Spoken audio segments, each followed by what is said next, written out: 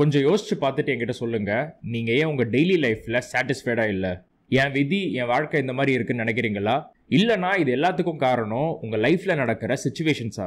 நம்ம நினைச்சிட்டு இருக்கோம் நம்மளோட தாட்ஸ் ஃபீலிங்ஸ்லாம் ரொம்ப அக்யூரேட்டா இருக்குன்னு நினைச்சிட்டு இருக்கோம். ஆனா அப்படி கிடையாது. It's a myth. நம்ம மனசு இருக்குல்ல, அது நம்மள நிறைய நேரம் ஏமாத்திட்டு இருக்கோம். We think that external situations cause dissatisfaction. But the fact of the matter is that how we interpret these situations is the problem. டெக்னிக்கலா சொல்லணும்னா சைக்காலஜில இதுக்கு காக்னிட்டிவ் டிஸ்டார்ஷன் சொல்லுவாங்க. இந்த வீடியோல நம்ம உங்க லைஃப் எக்ஸ்பீரியன்ஸை மோசமாக்குற காக்னிட்டிவ் டிஸ்டார்ஷன்ஸை பத்தி தான் பார்க்க போறோம். Let's get started.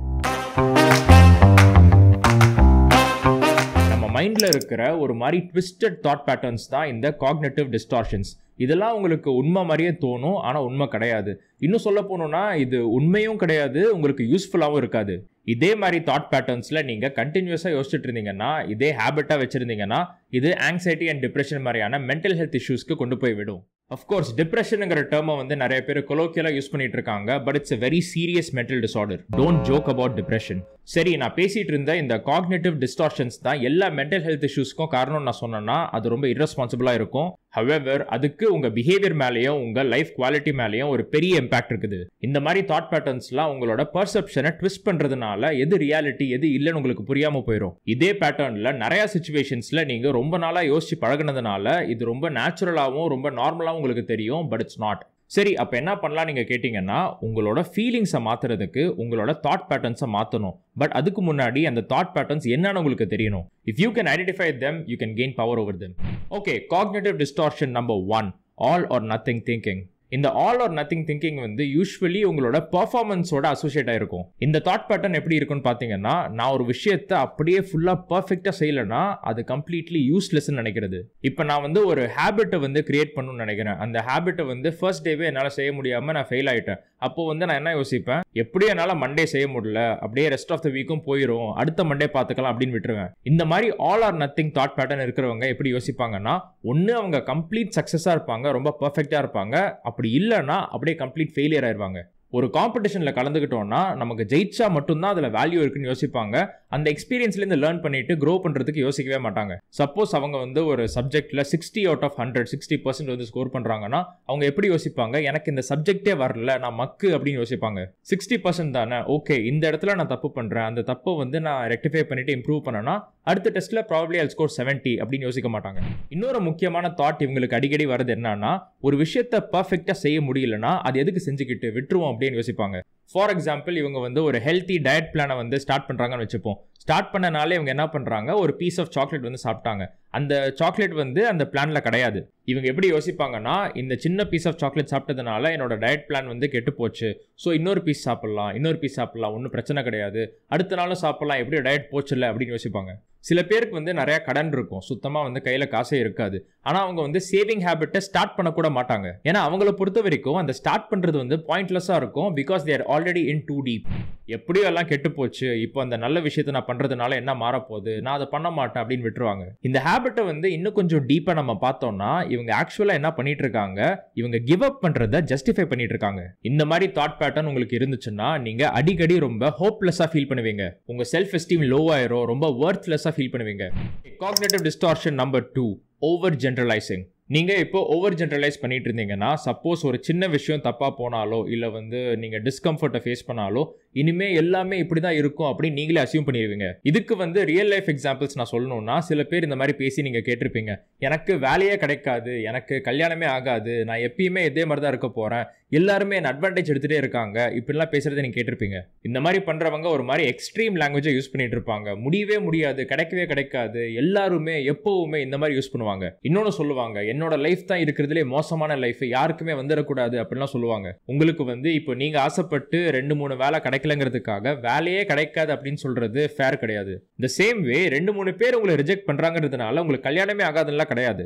அதே மாதிரி உங்க லைஃப்ல ஒரு 2 பேர் உங்களை ரொம்ப அட்வான்டேஜ் எடுத்துக்கிட்டாங்க, உங்களை ஏமாத்திட்டாங்கன்றதுக்காக எல்லாருமே மோசமானவங்க கிடையாது. நான் சொல்றது எல்லாத்துலயும் லாஜிக் இருக்குன்னு உங்களுக்கு நல்லா தெரியும். ஆனா உங்க எமோஷன்ஸ் அதை அக்செப்ட் பண்ண விடாது. நீங்க என்ன பண்ணிட்டு இருக்கீங்கன்னா, ஒரு மோசமான எக்ஸ்பீரியன்ஸை வச்சுட்டு உங்க லைஃபையே ஜட்ஜ் பண்றீங்க.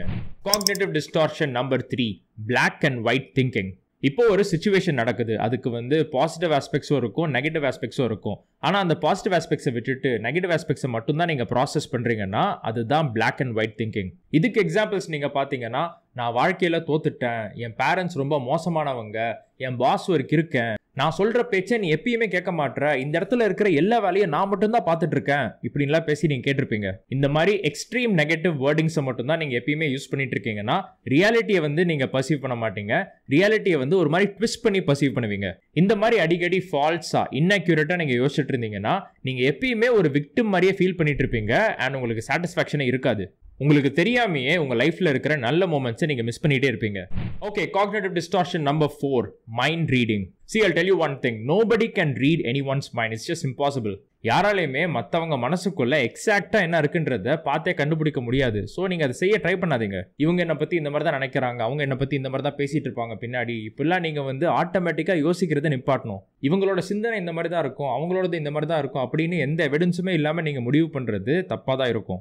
இந்த மாதிரி தாட் பேட்டர்ன் உங்களுக்கு இருந்துச்சுன்னா நீங்க எப்படி யோசிப்பீங்கன்னா, யாருக்குமே என்ன பிடிக்கல, எல்லாருமே என்ன ஜட்ஜ் பண்ணிக்கிட்டே இருக்காங்க, எல்லாருக்கும் என் மேல பொறாம அப்படின்லாம் நீங்க யோசிப்பீங்க. பட் அப்படி எதுவுமே இருக்காது. இப்படி யோசிக்கிறதுனால மத்தவங்க முன்னாடி நீங்க ரொம்ப இன்செக்யூரா ஃபீல் பண்ணுவீங்க.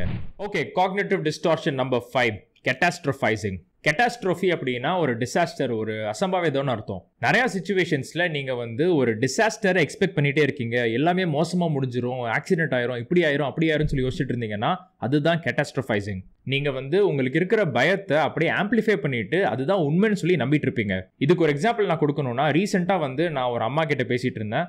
அவங்களுக்கு வந்து ஒரு 14 வயசுல பொண்ணு இருக்குது. அவங்க என்கிட்ட என்ன சொன்னாங்க, என் பொண்ணை வந்து நான் பசங்க கூட பேசவே விட மாட்டேன், பார்க்க கூட விட மாட்டேன், பக்கத்துல கூட விட மாட்டேன் அப்படின்னு சொன்னாங்க.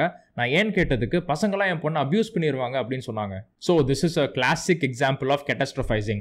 அந்த 14 வயசு பொண்ணோட டெவலப்மெண்ட்டையும் இது பயங்கரமா ஹிண்டர் பண்ணும். நீங்க வந்து உங்க மைண்ட்ல இருக்கிற வர்ஸ்ட் கேஸ் சினாரியோ இருக்கும்ல, அதுதான் உண்மையாக போதுன்னு நம்பிட்டு இருப்பீங்க.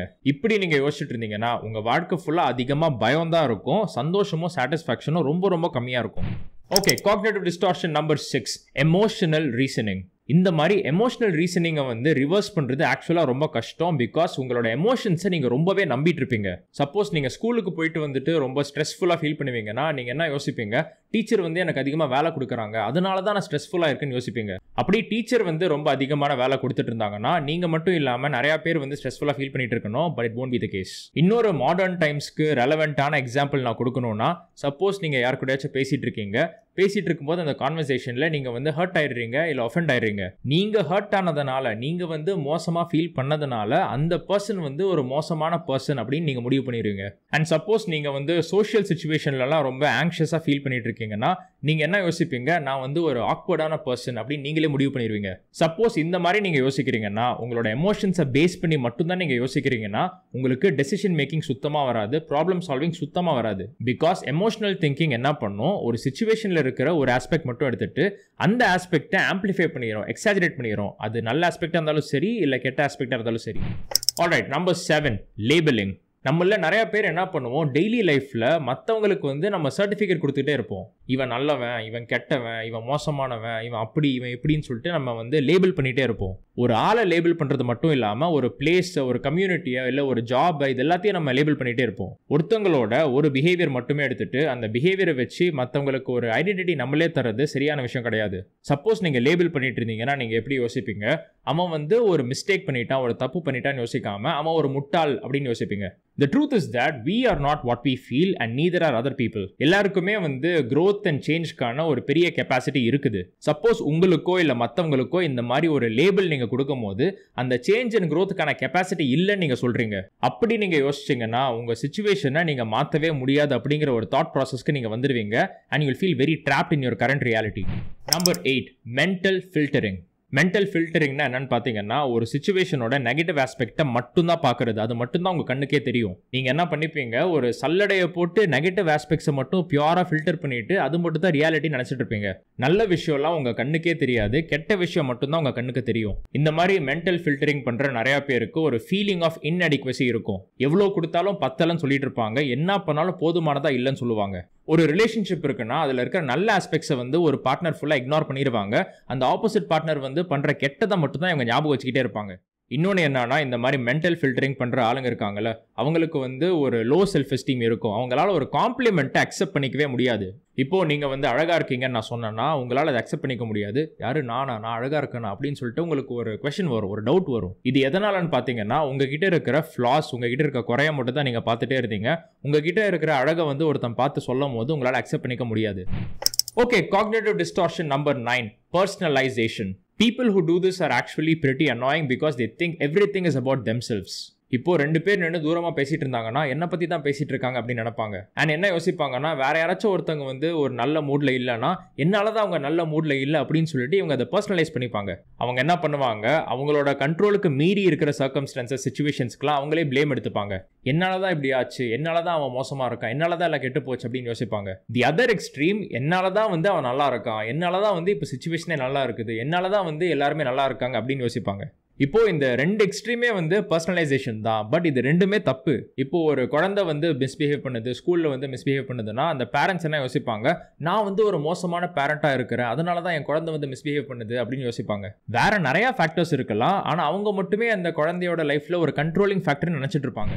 இப்போ வந்து நீங்கள் கடைக்கு ஏதாச்சும் வாங்க போறீங்க, அந்த கடைக்காரர் வந்து உங்ககிட்ட ரொம்ப ரூடாக பிஹேவ் பண்ணுறாரு. நீங்கள் என்ன யோசிப்பீங்க, நம்ம தான் வந்து ஏதோ தப்பாக சொல்லிட்டோம் போல, ஏதாவது தப்பாக பண்ணிட்டோம் போலன்னு சொல்லிட்டு ரொம்ப அந்த நாள் ஃபுல்லாக யோசிச்சுட்டே இருப்பீங்க. பட் அந்த கடைக்காரர் வந்து ஒரு மோசமான மூட்ல ஏற்கனவே இருந்திருக்கலாம். அந்த மோசமான மூடுக்கான காரணம் வந்து அவரோட வைஃபோட பிரச்சனையா இருந்திருக்கலாம். இதெல்லாம் நம்ம யோசிக்க மாட்டோம். டைரக்டா வந்து நம்ம எல்லாத்தையும் பர்சனலா எடுத்துப்போம்.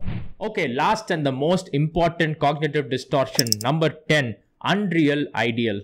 நம்ம வந்து எத்தனை வாட்டி மற்றவங்களோட லைஃப் கூட நம்மளோட லைஃப்பை கம்பேர் பண்ணி பார்த்துருப்போம். என் கூட படித்தவங்களாம் இப்போ வந்து வீடு கட்டிட்டாங்க, கார் வாங்கிட்டாங்க, நல்லா செட்டில் ஆகிட்டாங்க, நான் இன்னும் ஆகலை அப்படின்னு யோசிக்கிறது. இல்லை, நான் போகிற ஜிம்முக்கு தான் அவனும் வரான், அவனுக்கு இருக்கிற பாடி மாதிரி எனக்கு வரமாட்டேங்குது அப்படின்னு யோசிக்கிறது. அண்ட் இந்த சோஷியல் மீடியா பிளேக் இருக்குல்ல, இது வந்து நம்மளோட அன்ரியல் ஐடியலை இன்னும் ஆம்பிளிஃபை பண்ணிருச்சு. A lot of problems caused today are because of social comparison. மற்றவங்களோட லைஃப்லாம் ரொம்ப பர்ஃபெக்டாக இருக்குது, என்னோட லைஃப் தான் ரொம்ப மோசமாக இருக்குது அப்படின்னு நினைக்கிறதே ஒரு தப்பான விஷயம். ஏன் அது தப்பான விஷயம்னா, அது உண்மை கிடையாது. யாரோட லைஃபுமே பர்ஃபெக்ட் கிடையாது. சப்போஸ் நீங்கள் ஸ்கூல் படித்து முடிச்சிட்டிங்கன்னா நீங்கள் என்ன பண்ணுவீங்க, சோஷியல் மீடியாவில் பார்ப்பீங்க, உங்கள் கிளாஸில் உங்கள் கூட படித்த ஒரு 4 பேர் வந்து ஐஐடி போயிருப்பாங்க, மீதி இன்னொரு 4 பேர் வந்து டாப் மெடிக்கல் காலேஜஸ்க்கு போயிருப்பாங்க. ஸோ இதையெல்லாம் பார்க்கும்போது உங்களுக்கு எப்படி ஃபீல் ஆகும், எல்லாருமே ரொம்ப சக்ஸஸ்ஃபுல்லாக இருக்காங்க, எல்லாருமே வந்து லைஃபோட அடுத்த ஸ்டேஜுக்கு போயிட்டாங்க, நான் மட்டும் தான் இங்கேயே மாட்டிகிட்டு இருக்கேன் அப்படின்னு யோசிப்பீங்க. பட் ஆக்சுவலி உங்கள் கிளாஸில் வந்து ஒரு 10 பேர் தான் அந்த மாதிரி ஒரு ஆஸ்பெக்டில் மட்டும் எக்ஸல் ஆயிருப்பாங்க, மீதியெல்லாம் ஆயிருக்க மாட்டாங்க. அந்த 10 பேரோட லைஃப் எடுத்து பார்த்தீங்கன்னா கூட அவ்வளவு பர்ஃபெக்டால இருக்காது. ஒரு ஆஸ்பெக்டை வச்சு மட்டுமே வந்து நீங்க ஒரு பெரிய ஃபெயிலியர், அவங்க வந்து ஒரு பெரிய சக்சஸ்னு முடிவு பண்றது கரெக்ட் கிடையாது. இது வரைக்கும் டில் திஸ் பாயிண்ட் நான் வந்து உங்களுக்கு டாப் 10 காக்னிட்டிவ் டிஸ்டார்ஷன்ஸை பற்றி சொன்னேன். இப்போ வந்து பிரச்சனை என்னன்னு பார்த்தாச்சு. ஆனால் அந்த பிரச்சனையை வந்து எப்படி ஹேண்டில் பண்ணுறதுங்கிறத இந்த வீடியோவில் சொல்லணும்னு நினச்சேன், பட் டைம் பத்தல. ஸோ நம்ம நெக்ஸ்ட் வீடியோவில் இதை பற்றி பார்க்கலாம். அடுத்து வரப்போகிற வீடியோஸில் உங்களோட தாட்ஸையும் உங்களோட எமோஷன்ஸையும் வந்து எப்படி ரெகுலேட் பண்ணுறது, எப்படி மேனேஜ் பண்ணுறது நான் சொல்லித்தரேன்.